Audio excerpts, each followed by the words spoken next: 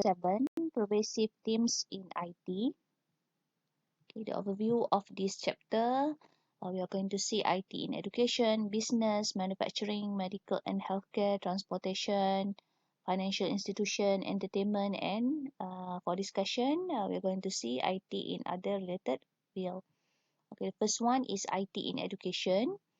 So IT has significant effect in education field, largely on speeding up the information delivery process in terms improving the education environment. So the use of IT in educational field, making sure that the cost of accessing educational materials become lower, and it also makes it easy for students to learn from anywhere. Okay, for example, online information like notes, videos, and etc. So macam sekarang ni, kita belajar melalui, contoh macam saya guna Google Classroom untuk saya distribute educational materials.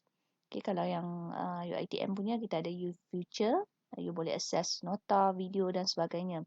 Jadi di musim pandemik ni, you boleh access walaupun you berada di mana-mana, di rumah ataupun you berada di, kalau bukan di rumah sekalipun, di luar.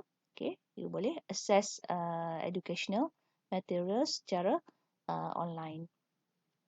Then, okay, at any time, IT makes it easy for everyone to access academic material at any time. So, saya just post dan lepas tu you boleh access bila-bila masa. Maksudnya tak semestinya kalau bila kita datang kelas fizikal, kita hanya tertakluk kepada masa tertentu. Okay. Okay, maksudnya kalau kelas pukul 8 sampai 10, maksudnya nota tu ada masa tu je lah. Tapi kalau saya dah letak secara online, maksudnya you boleh access tu pada bila-bila masa. Okay, benda tu, maksudnya material tu sentiasa ada di situ secara online selagi saya tak remove. So both students and the teachers can exchange those material easily by using the platform provided by IT. Okay, maksudnya you nak hantar assignment, okay, boleh guna online platform tanpa perlu berjumpa lecturer. So itu sangat bermakna lah di musim pandemik ni. Maksudnya kita punya learning process tidak terganggu. So as example, most universities nowadays provide student learning center website. Ni contohnya macam kalau UiTM kita ada UFuture. Okay, kalau dulu kita panggil Island, tapi sekarang ni kita dah ada yang lebih advanced, UFuture, that provide the service to the lecturers to share their materials, notes and assignment, and can be downloaded by accessing the website. So macam kalau UFuture kita ada feature untuk attendance, untuk buat evaluation untuk lecturer dan sebagainya. So ebook also available widely as it has replaced the old way of borrowing books from the library. So selain daripada tu, yang kita boleh relatekan dengan education juga ialah ebook. Okay. Sekarang ni banyak ebook, tak perlu lagi kita beli bawa buku teks tebal-tebal pergi ke kelas. Okay, kita hanya boleh download dan buka dekat kita punya device. So the availability is also greatly improved as student can have multiple copies of the same ebook as much as they wanted. So isunya, kebaikannya, kalau buku dulu mungkin hanya limited. Kalau zaman saya dulu hanya ada 4-5 copies of book, of the same book with the same title. So kalau orang dah pinjam, kita terpaksa tunggu untuk orang tu pulangkan, barulah kita boleh pinjam. Okay, tapi dengan ebook, dia ada, kita siapa-siapa pun boleh buat peminjaman buku. Okay. Dan e-learning courseware is a full worth of educational material bundled together in format that intended to be used in a computer, macam contohnya MOOC, massive online course. So it is currently widely available on the internet, which can be accessed freely or with subscription. This enabled the long distance learning to be implemented in various universities nowadays. Okay, MOOC ni pun ada dekat UiTM, massive open online courses. As an example, the largest university in the world, Indira Gandhi National Open University, has student enrollment of more than 4 million. They achieved the number by implementing distance learning approach of e-learning. Okay. So the facilities provided by educational body, school, university also play an important role for the IT support in education. Computer installed with required software has become an custom in any levels of educational body as the student from early ages are being exposed to technologies to support their learning process. So macam kalau kita tengok di sekolah-sekolah sekarang ni pun the learning is based on computer, ada blog apalah. Okay. Then internet access is also come along as one of the facilities, and this allows students improve their learning environment. Okay. Macam budak-budak sekolah pun sudah pun didedahkan dengan internet. Okay. Nak cari info melalui internet dan sebagainya. Okay, next we move to IT in business. Okay. So to compete in a business field, investing money in IT in business is essential. IT allows a business to grow their business and get a new opportunity to do more businesses. Okay, sebagai contoh macam sekarang ni lah kalau musim pandemik. Okay, kalau satu-satu business tu nak bergantung kepada physical store, kedai yang kedai physical, okay, agak sukar mungkin. Okay, masa PKP hari tu, tak semua kedai, tak semua sektor boleh dibenarkan untuk beroperasi. So bagi peniaga ataupun orang yang buat bisnes, mereka akan terkesan. Jadi ramai yang beralih kepada online platform. Sebab online platform, contohnya macam kita boleh buat pembelian secara online. Okay, tanpa perlu keluar, tanpa perlu berjumpa, kita boleh buat pembelian online. Dan peniaga pun boleh provide services ataupun produk mereka melalui online, okay, tanpa perlu membuka physical store. So kalau orang yang tidak ada IT, information technology dalam, tidak implement IT dalam bisnes mereka, mereka akan mula terkesan bila masa PKP hari tu. Okay. So currently online shopping, digital marketing, social networking, digital communication and cloud computing etc. are the best examples of change which came through the wave of information technology. So IT in business ni dia adalah related with online shopping, digital marketing. Digital marketing ni contoh sekarang ni orang boleh buat marketing ataupun promotion. Okay, kaedah pemasaran melalui Facebook. Okay, contohnya bila kita buka Facebook, kita boleh, contohnya barang tu kita pernah search dekat Google, dia akan muncul di, kalau you perasan, dia akan muncul di kita punya Facebook.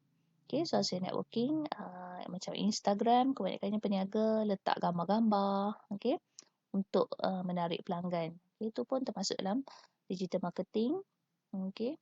Dan cloud computing, data-data tentang pelanggan biasanya disimpan secara di cloud.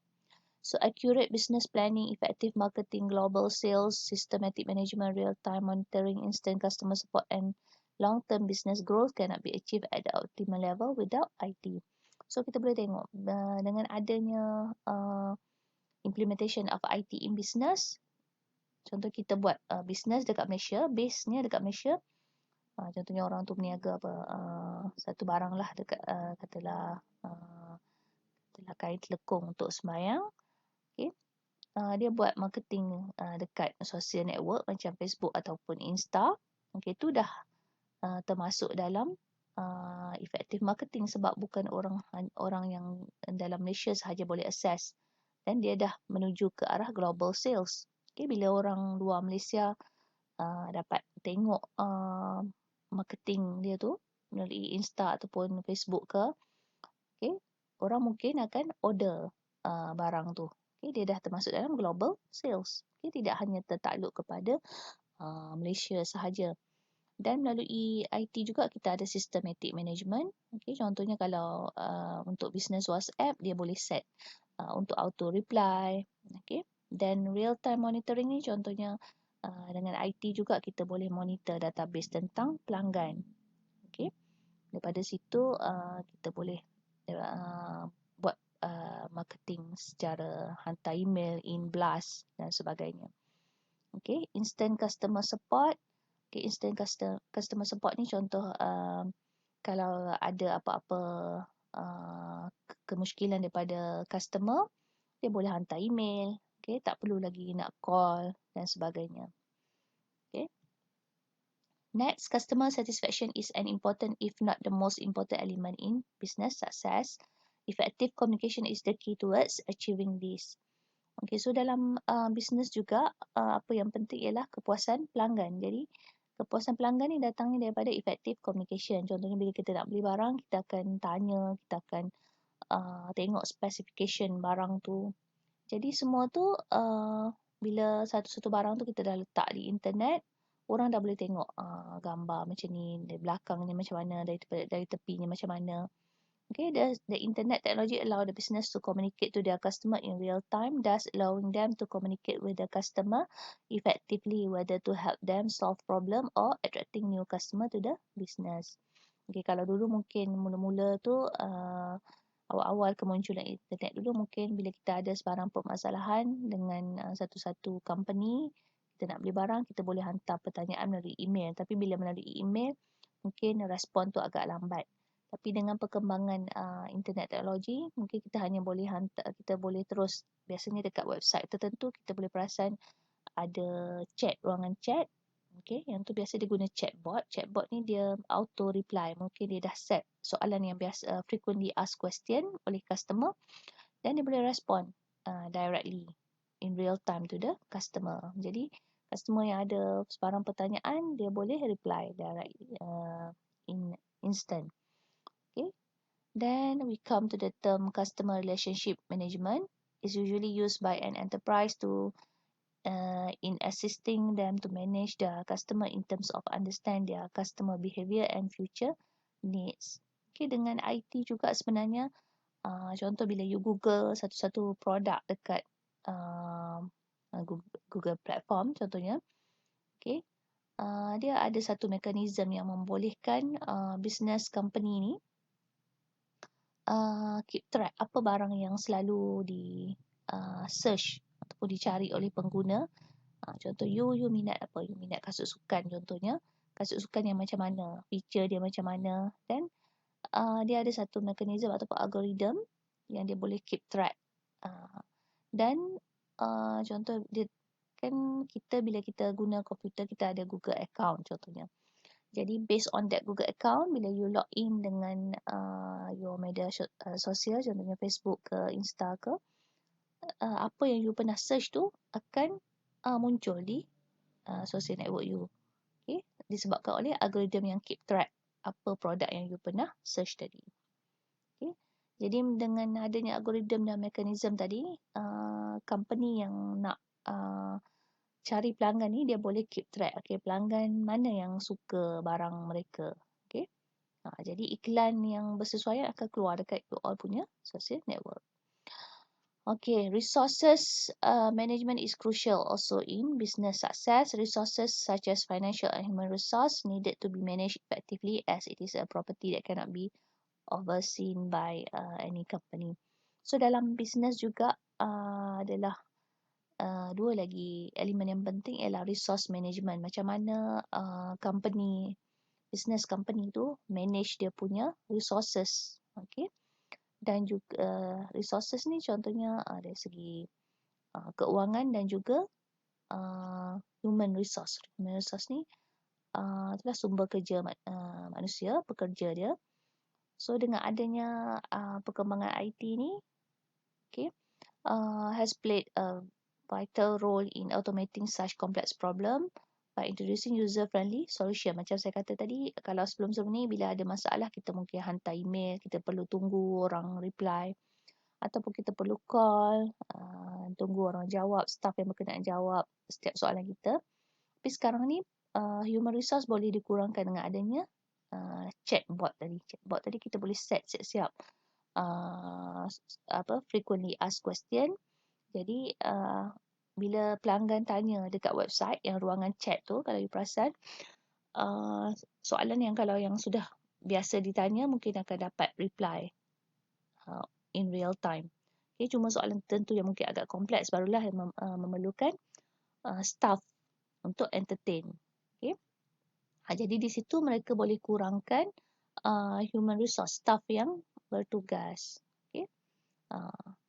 Dan kalau dulu mungkin bila kalau kita ada physical store, kita perlu kepada staff untuk pelanggan buat pembayaran. Tapi sekarang ni dengan online banking, online shopping, kita tak perlu lagi staff untuk terima bayaran dan sebagainya.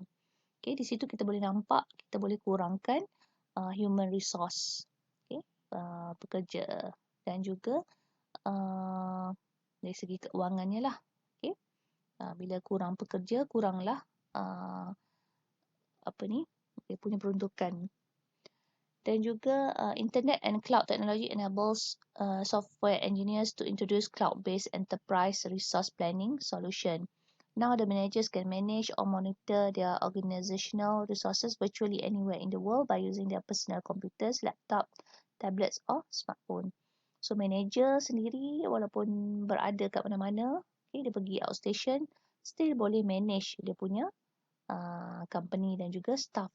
Okay.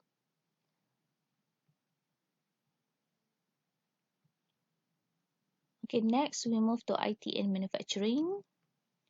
An enormous amount of information is generated and used during the design, manufacture, and use of a product to satisfy customer needs and to meet environmental requirements. So IT can enable huge improvement in the operation, organization, and effectiveness of information-intensive manufacturing processes and activities, largely by facilitating their integration.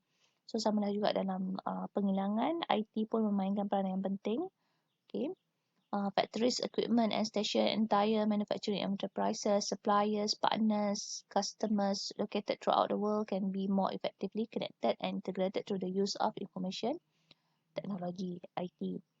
Okay. So keseluruhan elemen dalam penghilangan, contohnya peralatan hilang, okay, supplier, pengeluar, pengedar, customer boleh berhubung dengan lebih efektif secara globally menggunakan IT. Okay, contohnya dari segi design, pihak-pihak yang berkenaan boleh share info secara global. Okay, macam mana nak step ataupun processes dalam manufacturing, okay, dan macam mana cara untuk menggunakan satu-satu produk yang sudah pun dihasilkan. Okay, mereka boleh berhubung menggunakan IT. Okay, next. Internet of Things is used in manufacturing in such revolutionary ways by connecting technologies has streamlined and simplified various manufacturing processes. Okay, yang ni pun saya ada bagi yang salah satu tajuk yang saya bagi ialah IoT. So IoT ni can provide real-time feedback and alerts companies of defects or damaged goods. This simply yet critical implementation of IoT reduce cost and waste. So macam IoT ni setiap benda akan dihubungkan secara bersama. Mungkin ada tagging dia. Jadi dan dilengkapkan dengan sensor. Jadi bila satu-satu barang tu dilengkapkan dengan sensor, kita boleh detect sekiranya ada defect ataupun damage. Maksudnya tak perlu lagi quality check. Maksudnya sangat minimal keperluan untuk staff check. Sebab setiap benda tu dah ada sensor. Dah dilengkapkan dengan sensor untuk mengesan sebarang kekurangan ataupun defect. So further incorporation of IoT, Industry 4.0 represent the vision of the interconnected factory where equipment is online. Okay. Bila semua dihubungkan secara, bila semua benda dilengkapkan dengan sensor dan dihubungkan secara online, maksudnya dia boleh kita boleh keep track secara online, and in some way is also intelligent and capable of making its own decision. Okay, contohnya kalau saya bagi satu contoh dalam IoT, katalah dalam bidang agriculture. Okay, kalau dulu kita buat penanaman, kita perlu tengok bila masa perlu pengairan, bila masa perlu baja. Tapi dengan adanya IoT, mungkin kita boleh letak sensor di situ. Bila tanah kering, dia boleh detect dan ada air akan terpancur untuk menyiram pokok tu. Jadi tidak perlu kepada manusia untuk monitor benda tu. Dia boleh buat keputusan sendiri. Maksudnya bila air kering, okey perlu siram. Bila nutrien ni tak cukup, okey kena perlu letak baja. Okey, sebab tu dia kata in some way is also intelligent and capable of making its own decision. Ini adalah salah satu ciri dalam IoT. Okey, setiap benda boleh membuat keputusan sendiri dengan adanya sensor yang diletakkan di setiap device, dan semua data tu, semua benda juga disambungkan secara internet online, dan dia boleh menghantar maklumat ke satu database yang mana database tu human, kita sebagai manusia boleh access. Okay? Itulah maksudnya Internet of Things. Dan satu lagi artificial intelligence. Okay, IT in manufacturing juga relate dengan artificial intelligence. It's a machine that has the ability to learn and adopt intelligent human behavior. These advanced algorithms are transforming the way the manufacturing industry collect information, perform skill label and predict consumer behavior. Ini macam yang saya bagi contoh tadi. Contoh kita pernah search sesuatu dekat Google platform. Okay, dia ada satu AI, dia AI algorithm yang boleh mengenal pasti barang apa yang kita pernah search kat situ. Contoh macam saya bagi contoh tadi, you pernah search tentang kasut sukan. Kasut sukan warna apa? Warna biru contohnya. Dia punya spek sekian-sekian, saiz berapa-berapa. Jadi, algorithm tu bila dia kesan you pernah search tentang kasut sukan, next time bila you log in menggunakan Google account you ataupun apa sahaja yang boleh dia kenal pasti you adalah yang buat searching tadi, dia akan keluarkan iklan yang berkaitan sebab dia dah boleh predict you punya consumer behavior. You nak cari produk yang macam mana, speknya macam ni, warnanya macam ni. Okay, itu adalah sebahagian daripada AI. Okay, sebab tu kita kadang-kadang pelik, barang tu kita pernah search dekat Google, tiba-tiba dia muncul iklan untuk produk tu muncul dekat kita punya Facebook ke, dekat Insta ke. Okay, then next is smart factories with integrated IT system provide relevant data to both sides of the supply chain more easily, increasing production capacity by a lot. Okay, contohnya kalau dekat smart factory,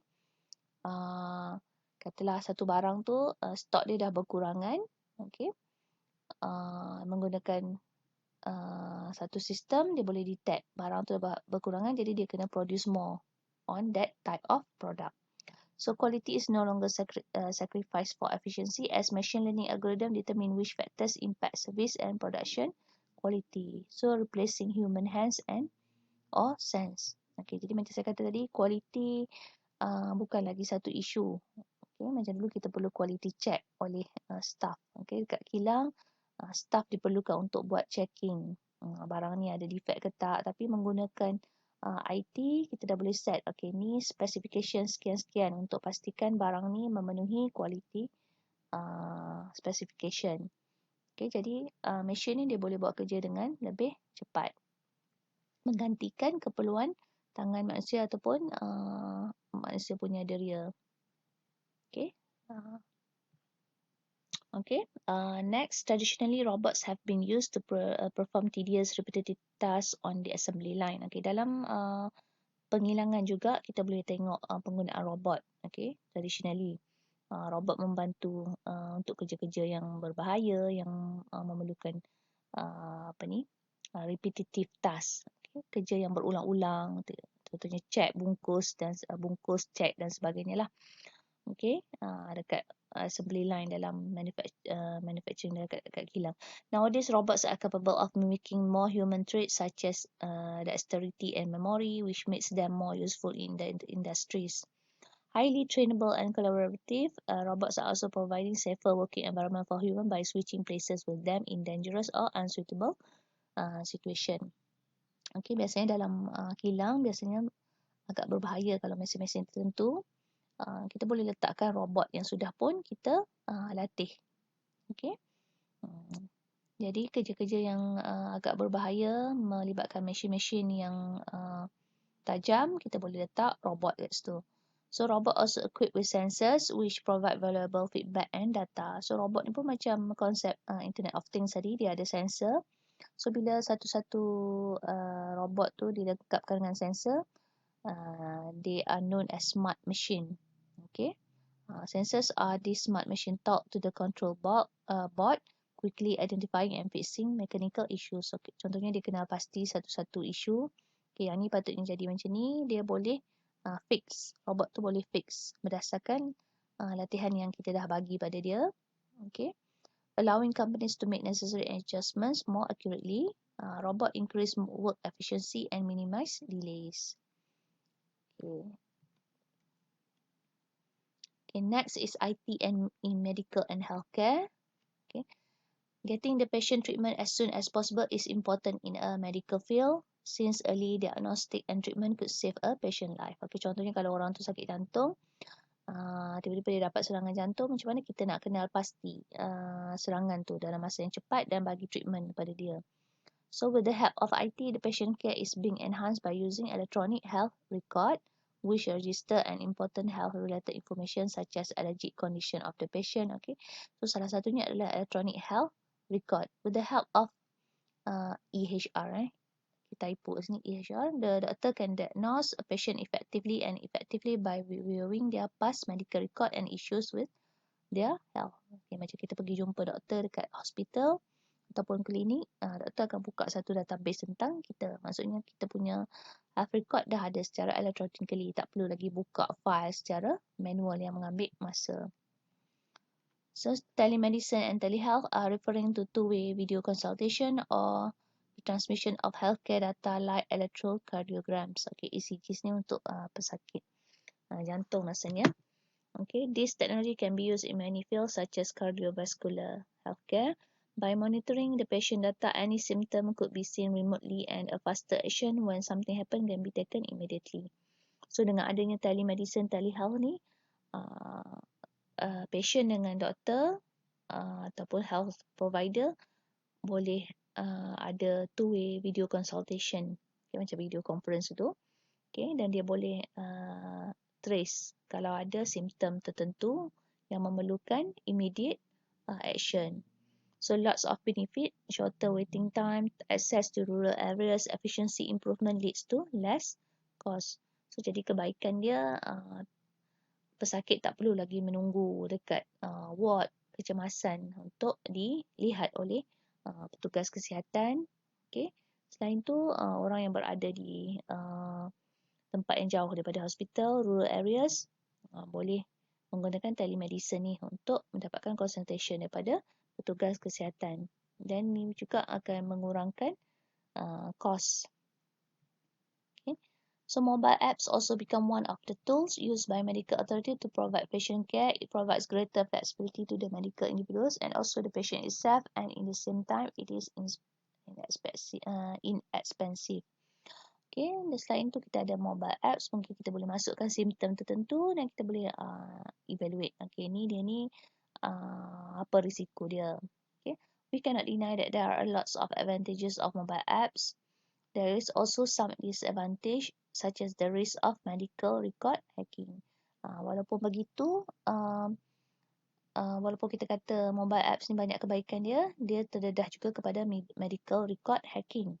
Medical record ni sebenarnya is a private information that everyone has right to protect from others. If the EHR record could be stolen from the installed mobile apps, it breach the privacy rights of the patient. So salah satu keburukannya ialah ataupun sisi yang agak mencabar juga, challenging, ialah how to protect the privacy of the EHR. Okay, so mobile apps also help the user to take care of their own health by using apps that provide guidance on eating behavior or exercising. Okay, contohnya apps tu boleh macam kita ada sebelum ni jam kesihatan kita boleh pakai dan kita boleh nak tengok kita punya tekanan darah. So mungkin mobile apps tu bila kita insert data tentang tekanan darah kita, kelajuan nadi kita dan sebagainya, dia boleh keluarkan advice you should eat more ke apa ke. Okay, kurangkan makanan tertentu. Okay, so self-diagnosis is also enable the public to search at any symptom that they themselves or their family had by using the internet. Okay, dalam internet juga kita boleh buat searching. Cuma pastikan source tu adalah source yang betul. Early diagnosis could determine their action, whether they need to see the doctor or not, but this is risky as a wrong decision could be made without a professional help. Okay, walaupun banyak benda yang kita boleh cari di internet, we have to be more careful sebab tak semua maklumat yang ada di internet tu betul. So kalau you nak buat searching tentang apa-apa, make sure artikel yang you baca tu ataupun source tu datang daripada pihak yang berautoriti. Okay, kalau pasal kesihatan mungkin boleh tengok doktor yang betul-betul bertauliah, okay, daripada KKM dan sebagainya.